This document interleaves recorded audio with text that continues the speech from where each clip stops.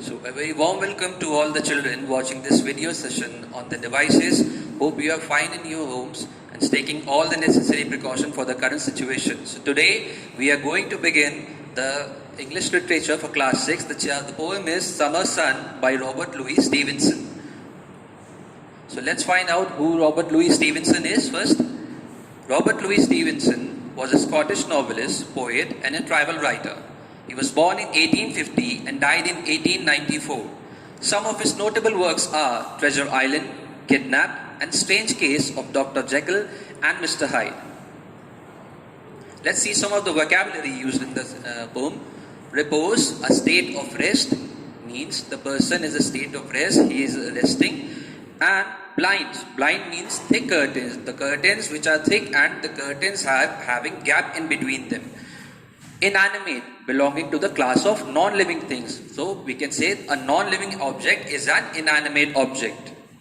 Parlor, a room for guest meeting. Inmost nook, a deeply sheltered and secluded place. So basically a place which is deeply sheltered, where no sunlight is coming, and is secluded, which is isolated from the surroundings. Hayloft.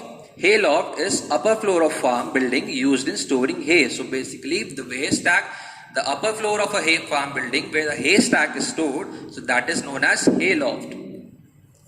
Attic.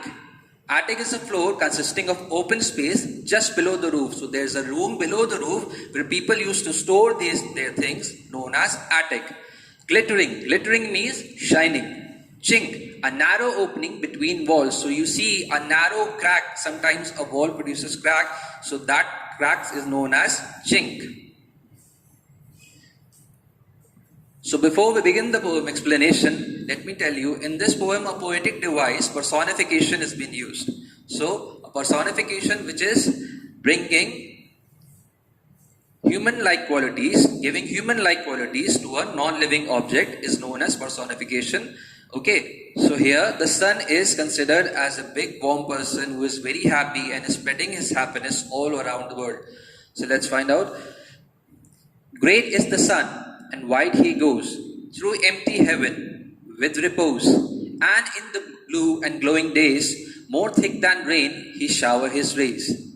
So here the sun is great and big as he spread his rays in the morning time. When the sky is blue, the sun rays are shining brightly without any obstacles in an empty sky. The sun is showering its rays more thicker than the raindrops. So here it is said that the sun is showering its rays in the morning time when there is no obstacle in the sky is very clear because there are no clouds, and the sun is showering its rays more thicker than the raindrops. Here the reach of the raindrops is very limited, but the rays, the sun rays are reaching far beyond the raindrops. Though closer, still the blinds we pull to keep the shady parlor cool. Yet he will find a chink or two to slip his golden fingers through. So here, no matter how hard we try to stop the sun rays by pulling curtains or window blinds, the sun always finds a way to slip his golden fingers even through a tiny keyhole. So here the poet is saying that no matter how hard we try to pull the curtains to block the sun rays or window blinds to block the sun rays always find to slip his golden fingers.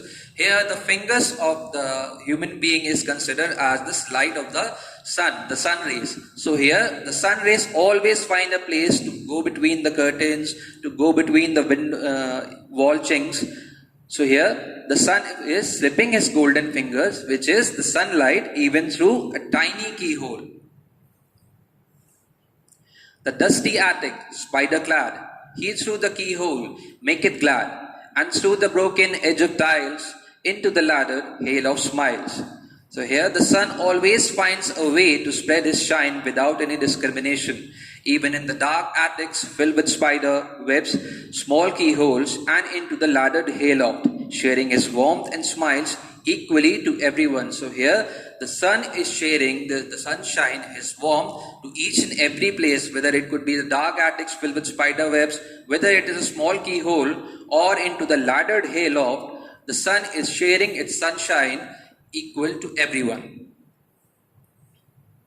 Meantime, his golden face around, he bears to all the garden ground. He sheds a warm and glittering look among the ivies in most nook. The sun also shows his golden face to the garden ground. He spread all of its light and warmth to every part of the garden, even the innermost part of the ivy plant is not left behind. So here we see that sun is showering the sun rays to every part of the gardens. He is showing his full face to the garden, and the sunlight is reaching every part of the garden.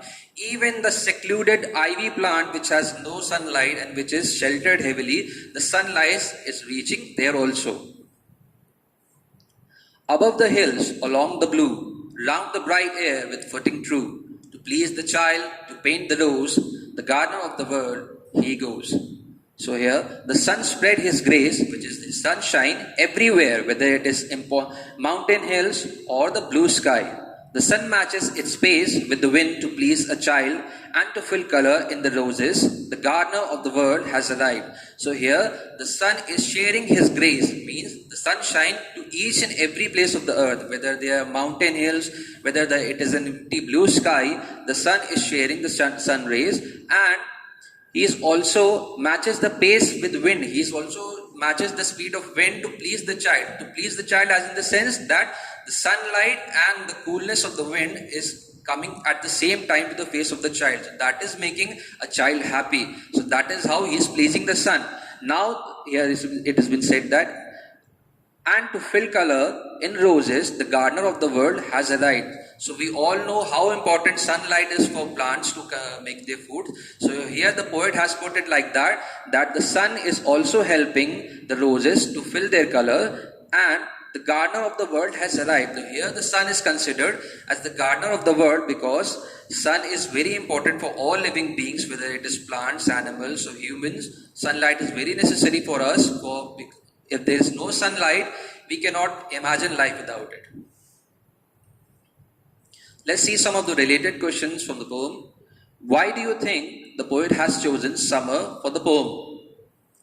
The poet has chosen summer as a setting to tell the importance of the sun, as in summers the sun shines bright and high. So, if there is no sun shining on the earth, there will be no life. So, in the summer, we see that the sun is shining very brightly, very highly, because there is no obstacle, no clouds in the sun, so to block the sun rays. Okay, so here that is why the summer has been chosen, and if there is no sunlight, we cannot imagine life without it. So, we have discussed the personification. Let's see what the personification is. A personification is when we speak or write about a non-living thing as it portrays human-like qualities. So here, as we have said earlier, that sun is portraying human-like qualities. Let's see the example. Yet he will find a chink or two to slip his golden fingers through. In these lines, the poet refers to the sun as if it was a person who has golden fingers. So here we saw in the example that the sun is slipping his golden fingers even through a tiny keyhole, means the sun rays are going even through a tiny keyhole. So here the sun rays are considered as the golden fingers of a person. So that brings us to the end of the session. Hope you liked it. Until then, stay healthy, stay safe. Thank you.